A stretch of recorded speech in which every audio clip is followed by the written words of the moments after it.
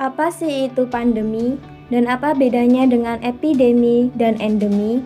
Apakah mereka sama atau berbeda dengan wabah? Jawabannya, mereka itu ternyata adalah 4 tingkatan yang berbeda.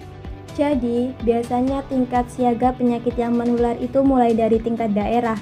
Kalau nggak direspon dengan sigap, barulah akan mewabah sampai tingkat nasional.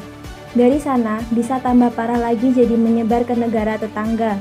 Dan buat penyakit-penyakit yang paling berbahaya bisa menyebar ke seluruh dunia. Mari ungkap fakta di balik hoaks di masa pandemi. Setahun lebih, pandemi COVID-19 berlangsung. Tetapi, masih banyak saja masyarakat Indonesia yang tidak percaya. Lalu, hoaks alias berita palsu bahwa COVID-19 adalah konspirasi marak di media sosial. Faktanya, data kasus COVID-19 itu nyata dan sangat berbahaya.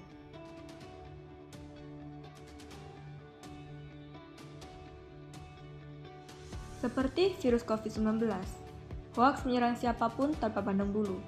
Dari mulai selebriti yang dituduh di-endorse COVID-19, sampai nama Ikatan Dokter Indonesia pun dicatut dalam berita sesat bahwa COVID-19 hanyalah sandiwara. Bener nggak sih? Ungkap fakta di balik hoaks. Bersama kami, kupas tuntas isu COVID dan faktanya.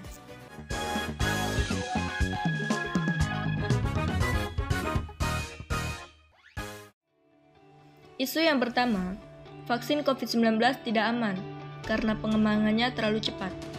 Faktanya, vaksin COVID-19 telah melalui proses pengujian dengan standar yang ketat. Bahkan telah mendapatkan otorisasi penggunaan darurat atau Emergency Use Authorization. Menurut Komnas KIPI, ada 27 kasus kematian yang diduga akibat vaksinasi dengan Sinovac. Namun, setelah diinvestigasi, kematian tersebut tidak terkait dengan vaksinasi. Dari kasus tersebut, 10 kasus akibat terinfeksi COVID-19, lalu 14 orang karena penyakit jantung dan pembuluh darah, 1 orang karena gangguan fungsi ginjal secara mendadak, dan 2 orang karena diabetes mellitus dan hipertensi yang tidak terkontrol. Yang kedua, banyak orang bilang bahwa vaksin COVID-19 dapat mengubah DNA.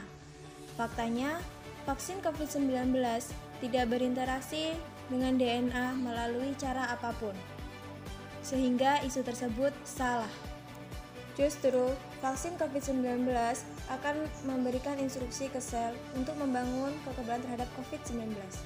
Mengenai cara kerja dari vaksin mRNA, di sini ada dari Institut Federal untuk Vaksin dan Biomedis yang mengatakan integrasi RNA ke dalam DNA tidak dimungkinkan karena perbedaan struktur kimianya. Di sini dijelaskan, selain itu belum ada penelitian yang membuktikan mRNA yang bereaksi dalam tubuh setelah divaksinasi mengubah DNA manusia.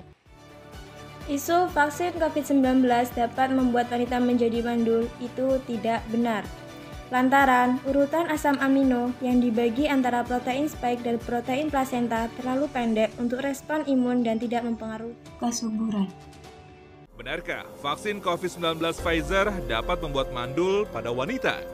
Dari hasil penelusuran kami, tidak ada bukti ilmiah yang dapat mendukung klaim tersebut. Dilansir dari situs pemeriksa fakta politicfact.com, Brent Stockwell, seorang profesor yang mempelajari jaringan penyakit dan ahli biologi di Columbia University mengatakan, klaim bahwa vaksin COVID-19 menyebabkan kemandulan adalah tidak benar. Untuk mencegah hoaks, masyarakat harus menyaring semua informasi yang dia dapat. Jangan terburu-buru untuk menyebarluaskan apalagi dari sumber yang tidak jelas.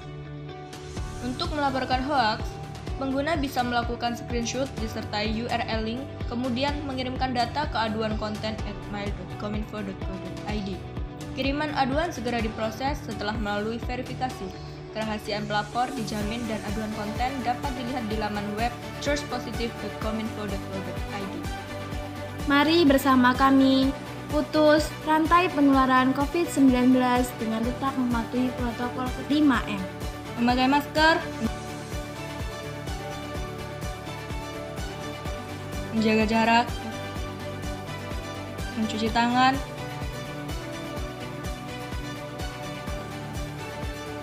menjauhi kerumunan, dan mengurangi mobilitas.